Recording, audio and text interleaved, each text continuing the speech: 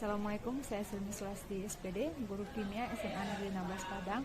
Saya mengajar di sini sejak bulan Januari 2018 sampai sekarang.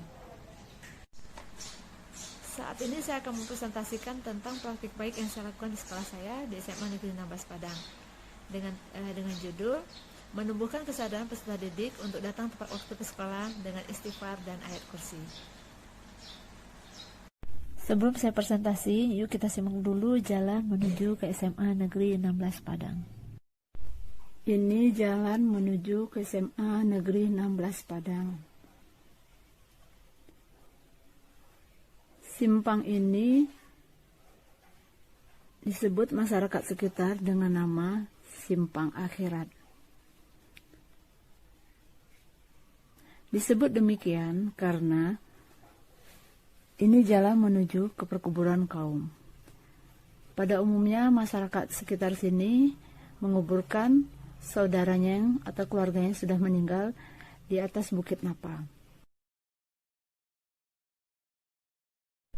SMA Negeri 16 Padang terletak di Bukit Napa, Kecamatan Kuranji. Ini jalan ke dalam sekitar 1 kilo sampai 1,5 kilometer. Badan jalan menuju ke SMA Negeri 16 Padang banyak yang rusak dan berlubang-lubang.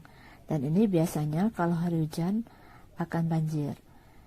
Nah, juga menjadi masalah ya ketika banjir, maka banyak yang akan jatuh korban di sini karena licin jalannya dan banyak batu-batu kerikil yang turun dari atas bukit.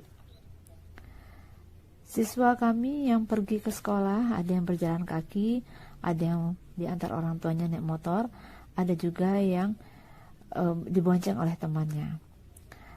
Sayang sekali di sini belum ada trayek dari mobil angkutan umum yang sampai ke sekolah kami. Nah, ini Bukit Napa. Jalan berbukit ini juga menjadi masalah bagi sebagian siswa yang berjalan kaki menuju ke sekolah. Suasana di sini saat pagi sangatlah indah dan nyaman sekali karena di atas bukit view-nya sangat menarik untuk dilihat karena akan nampak kota Padang dari atas bukit. Pandemi yang terjadi pada tahun 2019 sampai tahun 2020 menyisakan efek yang kurang baik terhadap iklim pendidikan di sekolah. Peserta didik belajar secara daring. Mereka biasanya belajar di depan laptop atau HP-nya masing-masing atau di depan handphone-nya masing-masing. Begitu juga dengan guru. Nah, sebelum pembelajaran dimulai, biasanya guru akan memberikan informasi tentang bagaimana cara kita belajar secara tatap muka secara online melalui Google Meet atau Zoom. Nah, saat itu pastinya guru akan menyampaikan pada semua peserta didiknya untuk membuka kamera. Tapi yang terjadi, sebagian besar peserta didik tidak membuka kameranya, sehingga guru tidak bisa memantau sejauh mana kemampuan apakah peserta didik ini mengerti atau peserta didik ini datang duduk di situ. Akibat dari pandemi tersebut, peserta didik agak susah berdisiplin diri ketika belajar langsung tatap muka di sekolah. Mereka cenderung santai dan tidak tepat waktu untuk datang ke sekolah. Saya melihat penurunan kedisiplinan peserta didik terutama pada saat kedatangan mereka ke sekolah. Pada umumnya mereka sangat santai sekali untuk sampai ke sekolah. Tentu hal ini tidak bisa dibiarkan begitu saja, karena sama-sama kita ketahui bahwa salah satu kesuksesan dilihat dari kedisiplinan seseorang. Nah, kalau pada umumnya peserta didik yang datang ke sekolah dalam keadaan malas dan berlambat-lambat, tentu ini akan mempengaruhi sistem kedisiplinan yang ada di sekolah. Pada kurikulum Merdeka, sama-sama kita ketahui bahwa penerapan disiplin secara positif itu tidak boleh memberikan hukuman dan hadiah pada peserta didik. Tapi bagaimana guru menumbuhkan kesadaran pada peserta didik untuk bisa hadir ke sekolah tanpa harus diberikan hukuman dan hadiah.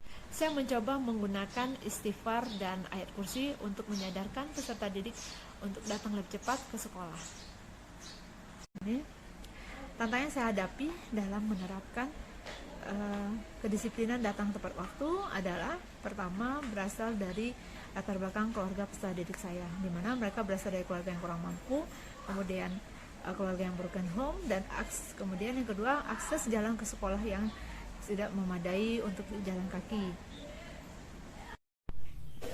Ini aksi yang saya lakukan untuk mengatasi siswa yang sering terlambat datang ke sekolah. Saya meminta mereka membaca istighfar Kemudian dilanjutkan dengan membaca ayat kursi untuk menumbuhkan kesadaran di hati mereka, kemudian agar mereka tidak datang terlambat lagi.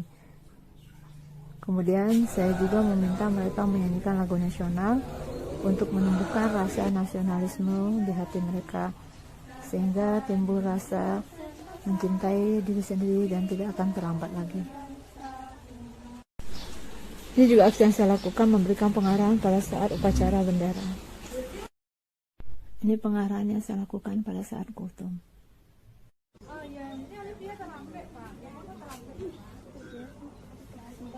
Ini saat saya menelpon orang tua siswa yang terlambat.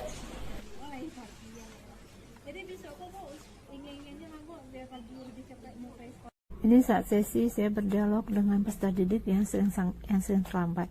Tujuannya adalah untuk menggali informasi lebih lengkap dan detail tentang peserta didik tersebut dan mencari tahu penyebab utama dia datang terlambat. Tua untuk mengatasi masalah keterlambatan anaknya yang datang ke sekolah. Kerjasama yang baik dengan orang tua sangat dibutuhkan.